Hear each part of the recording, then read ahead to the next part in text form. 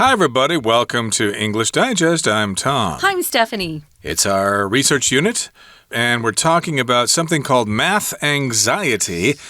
People who study math and take math tests and need to use math sometimes have this feeling of anxiety, nervousness, being a little apprehensive about using math. So if you experience math anxiety, well, there are ways to overcome it. Yeah, I admit to having some anxiety about math sometimes. I started feeling anxious about math when I had geometry class in junior high. I wasn't good with shapes. I loved algebra, and actually trigonometry was okay. Calculus was horrible. So I can see why some people feel a little anxious about math. But there's something that kind of blocks our brain sometimes when we look at math formulas and makes us more nervous than we need to be. So we're going to talk about the research that's being done on this particular area. Yeah, despite the fact that people in Taiwan probably outperform Americans in mathematics, I'm still convinced there is a certain number of people in Taiwan who suffer from math anxiety. So let's find out what this is all about. Let's listen to the entire contents of our lesson now. One time.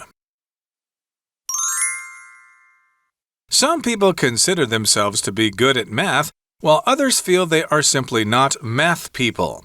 Some of those who don't think they are competent mathematicians might suffer from something called math anxiety. A few of you might be familiar with this phenomenon.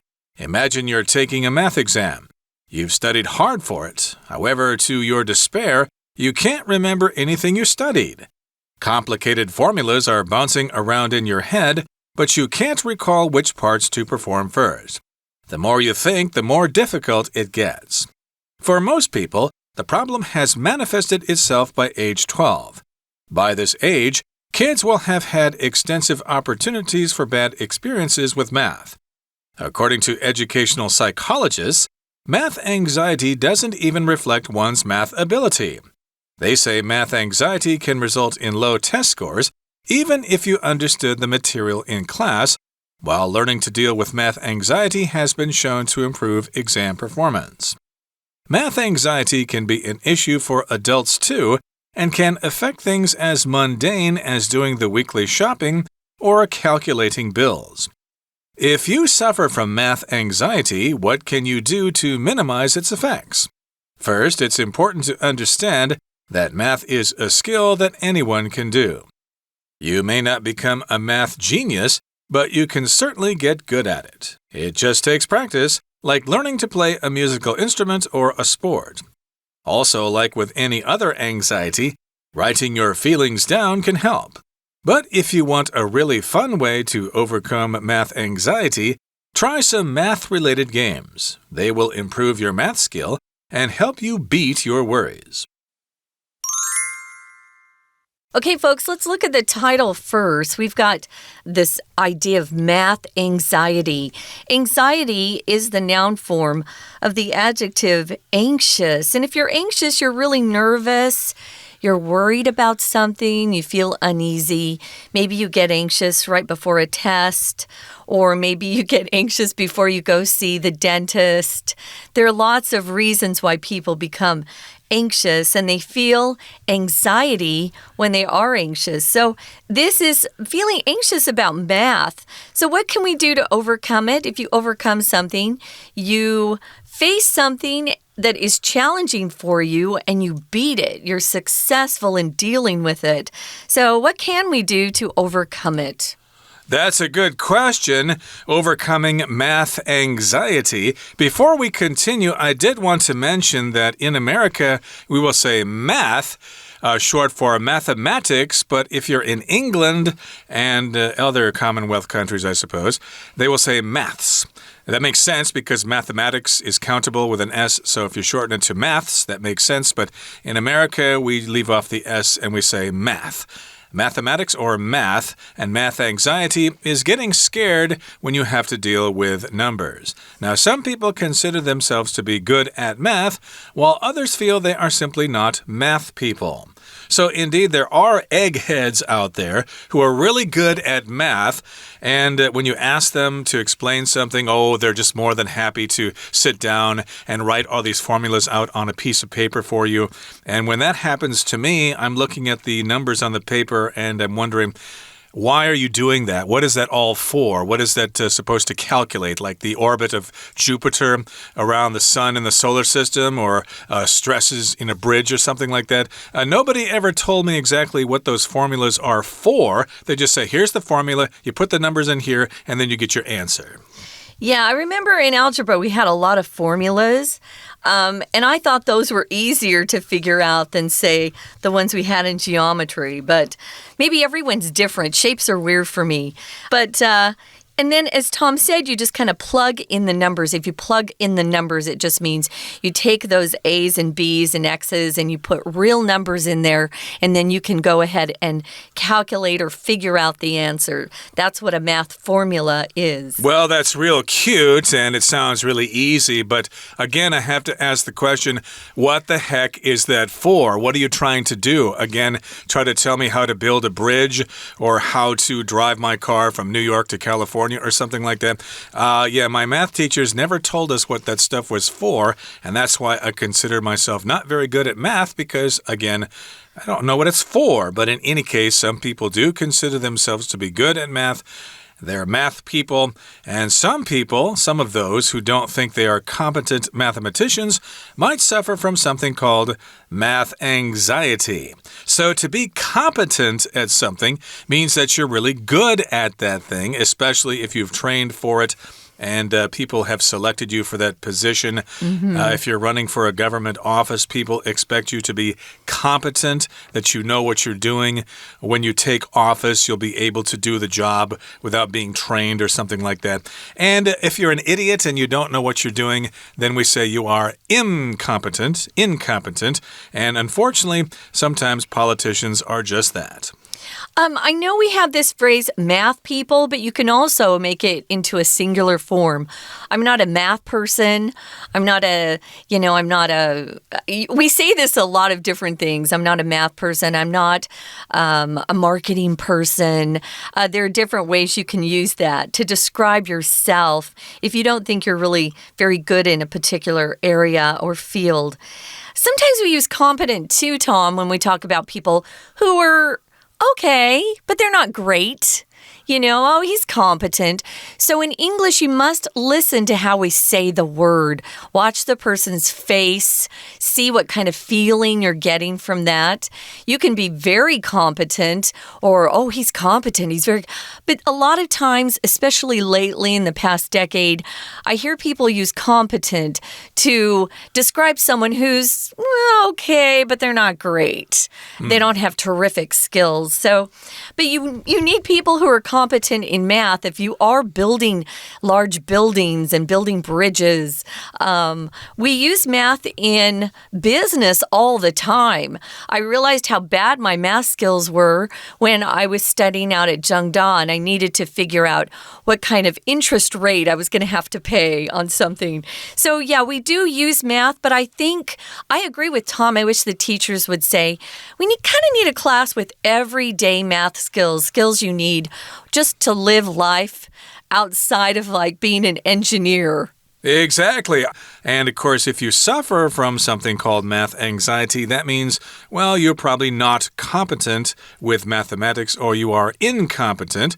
And a few of you might be familiar with this phenomenon. Some of you might know about this. Some of you may not know about it because you're good at math and it's not a problem for you. You aced all your math exams. But some people have trouble with that. And so, yes, indeed, you might suffer from math anxiety. I think Taiwan has a lot of good, competent mathematicians. You must have good math teachers. That's what I think. The kids that I went to classes with at Zhengda, wow, they were all really good. So congratulations to Taiwan and the way you teach math. You're succeeding. Well, a few of you might be familiar with this phenomenon of having math anxiety. I have a couple of Taiwanese friends that have this as well. We've talked about it. Now, if you're talking about some sort of phenomenon, it's happening out there in the world. You're seeing it, and this is just kind of a title you give it when it doesn't have an official name. But imagine you're taking a math exam. They're trying to set the scene here for you to see if you can imagine what it's like. So you're just about to take a math test. You've studied hard for it. You've been really diligent. However, to your despair, you can't remember anything you studied. Now, this can happen outside of math. This can happen in any class, right? It doesn't have to be math. Some people, I think we all get a little nervous taking tests, but some people have their minds just go blank, which just is kind of a white sheet in your head. You can't remember anything. You can't recall anything. If you're in despair or to your despair, it just means you have lost all hope.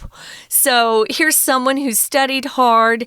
They worked at it, and they get their test, and they sit down, and they can't remember anything.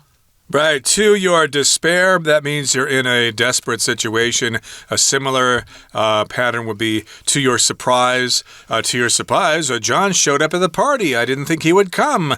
And to your despair, because you are desperate, you can't remember these things. Complicated formulas are bouncing around in your head, but you can't recall which parts to perform first. You did mention formulas there. That's just a secret way, not secret, but a way of combining numbers to get a specific result. I gave you some basic formulas there for finding the circumference of a circle, or finding the area of a circle, or finding the volume of a sphere. There are various formulas for those things, and they're bouncing around in your head, but you can't remember or you can't recall which parts to perform first. Like, should I multiply these two numbers first, or should I add these two numbers first before multiplying by that one number? Yeah, this vocabulary word recall is similar to remember, but we use recall when we're trying to bring back some sort of fact or event or something we experienced before. We're trying to bring it back into our mind. We're trying to recount it to others. Maybe you're telling somebody about an experience and you recall it, and then you share it with somebody. So if you can't recall something, it means you once had it in your memory.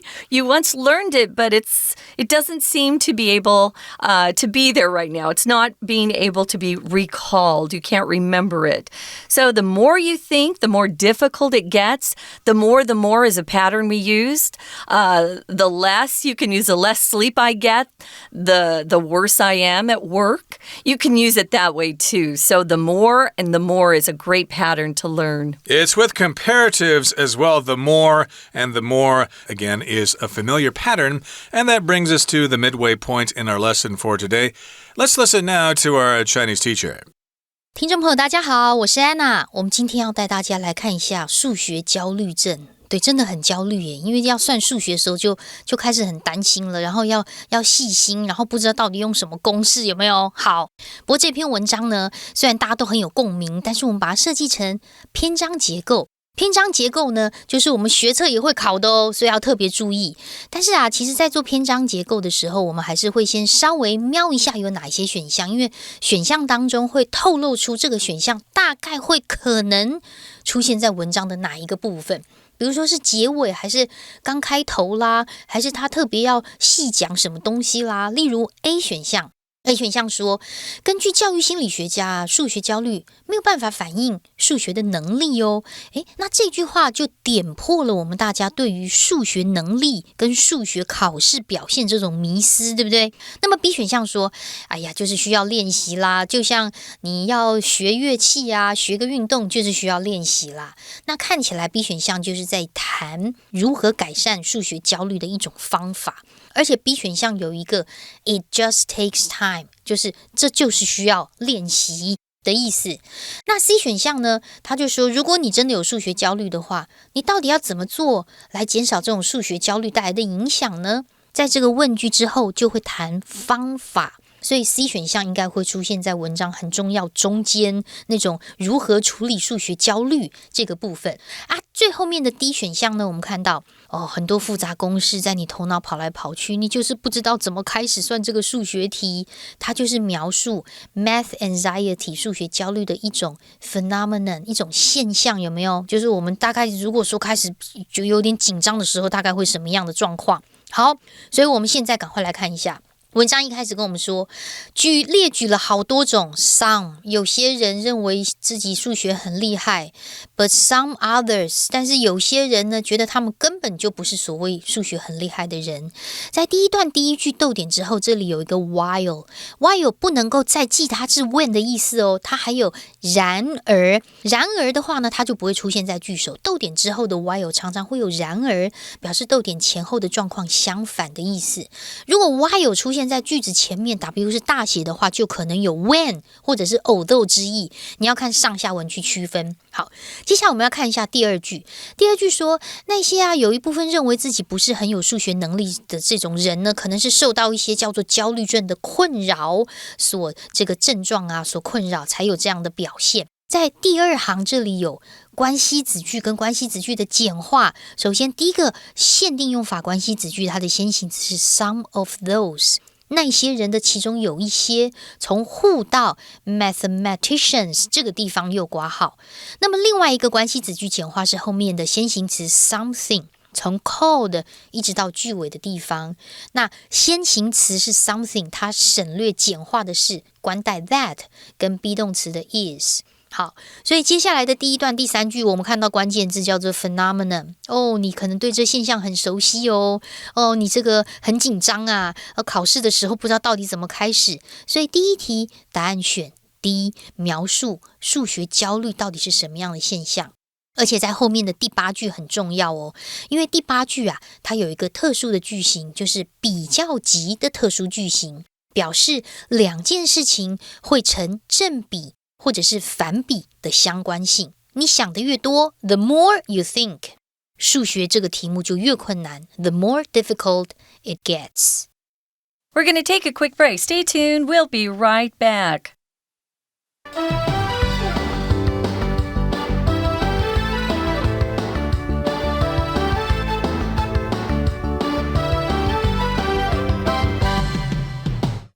Welcome back, guys. We're talking about math anxiety and what we can do to overcome it, to deal with it, and succeed in not having it bother us in our lives. So we talked about how some people are really good at math and others are just simply not math people. They don't really feel very competent when they have to deal with math or math problems.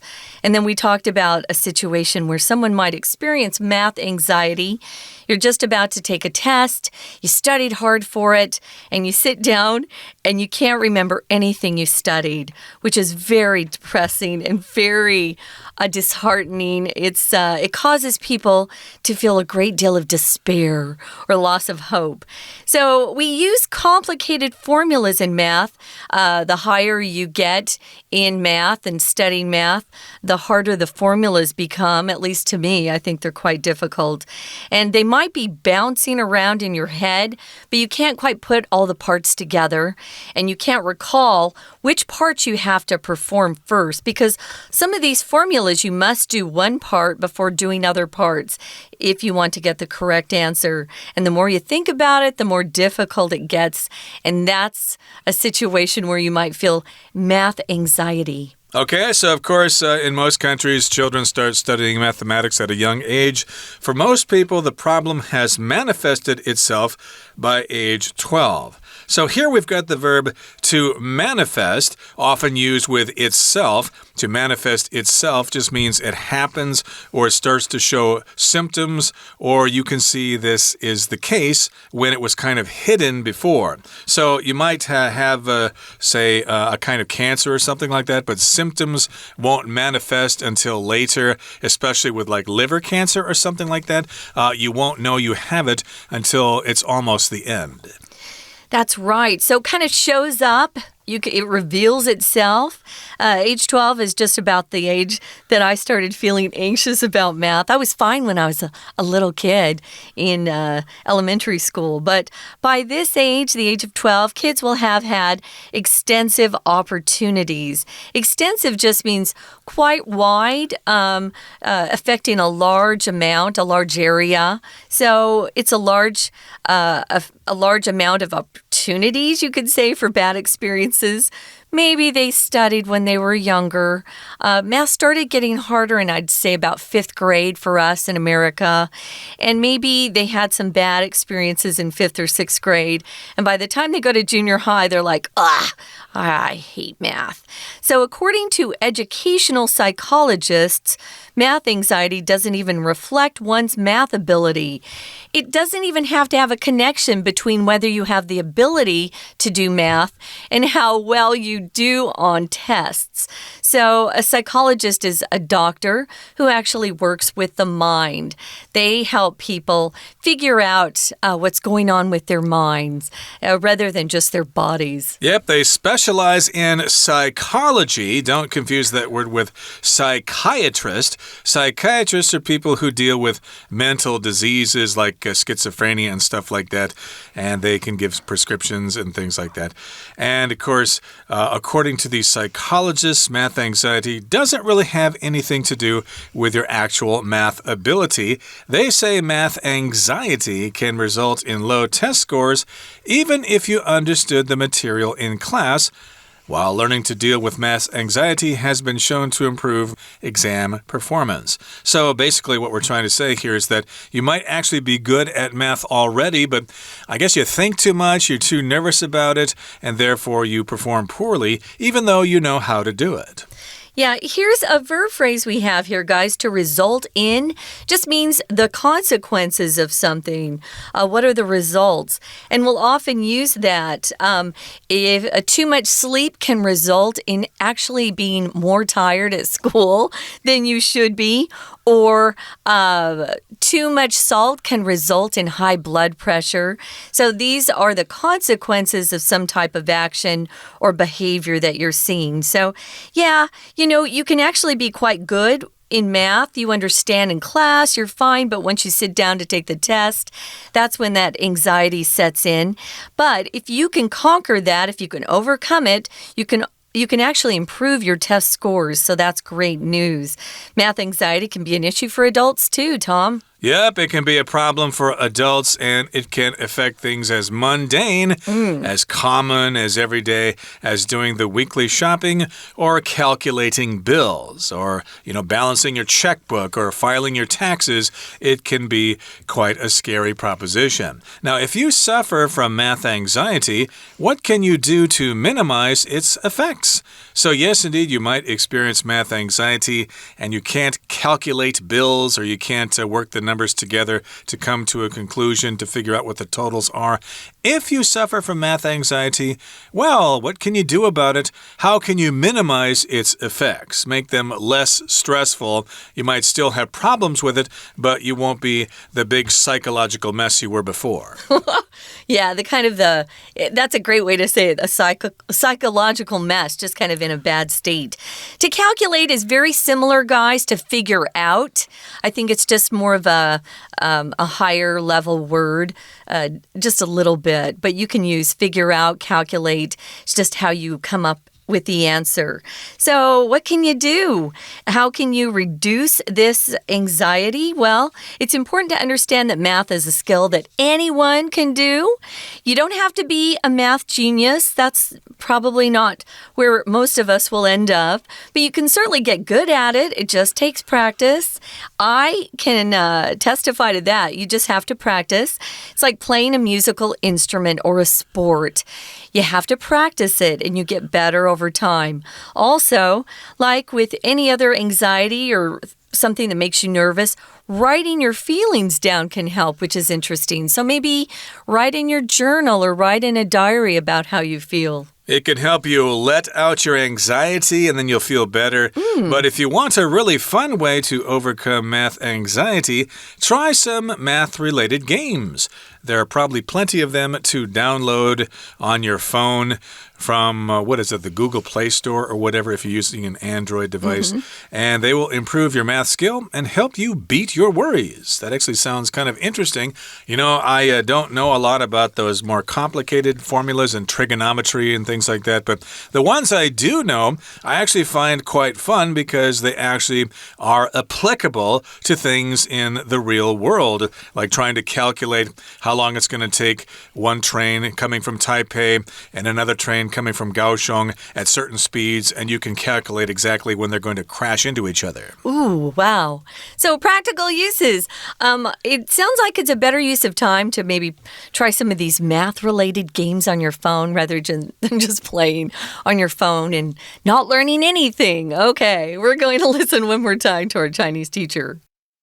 所以其实对我们大多数的人来说，我们大概在小学的时候就有很多的机会，数学就是考不好。不过根据教育心理学家这么说的，数学焦虑症其实没有办法反映你的数学能力耶。那到底这个第二格为什么我们会知道是3呢？其实篇章结构有一个很特别的地方，它跟克漏字不一样。克漏字就是你那一句啊，或者是除非它考你连接词或转成词语，要不然你从那一句大概就可以破解出它到底是什么样的这个答案。可是篇章结构有时候要看下文，这个第二句的下文当中，在第二题下文这个也就是第二段第4句的地方出现了一个代名词叫做 they。他们说啊，其实数学焦虑症呢，还是会导致成绩很低分啦，即便你在课堂上什么都学到了。所以这里的 they 就暗示着第二题应该要选 A 的答案，因为这个 they 指的就是教育心理学家。那怎么办呢？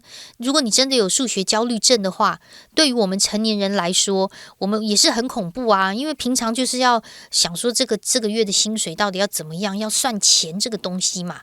所以在第二段第5句的地方，特别注意一下，有一个句型要抓出来 as， 它是一个形容词或副词，这个原级的比较句型。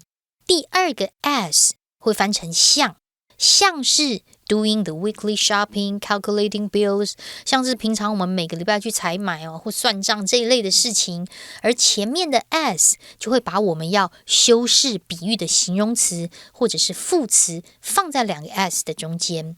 那么接着我们就要看，如果我们真的有数学焦虑症怎么办呢？到底要怎么做呢？我怎么会知道最后一段的第3题答案会是 C 呢？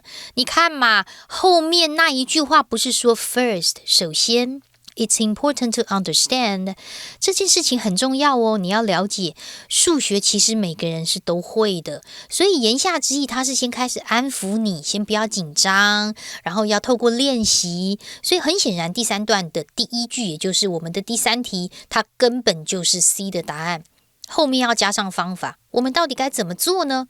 不过第3段的第2句后面逗点的 it 特别注意是虚主词哦，真主词是 to understand， 一直到句尾的地方。所以我们就是需要练习嘛。那最后一题第4题就是 B 选项，就像很多的焦虑症啊一样的，我们只要多练习，多去接触它。你害怕鬼，你就多去看鬼不是，你害怕尖的东西呢，你就多去看尖的东西。害怕数学就多做练习，或者是玩一些游戏，就可以帮助大家减缓数学焦虑，然后提高我们数学考试的表现。这个主题是不是很有趣呢？希望大家都可以放轻松。以上是我们今天的内容，我是安娜，我们下次见。That's it for today, everybody. Thank you for listening, and please join us again next time for another edition of our program. And maybe you can teach us some math formulas so we can reduce our math anxiety. From all of us here at English Digest, my name is Tom. I'm Stephanie. Goodbye. Bye.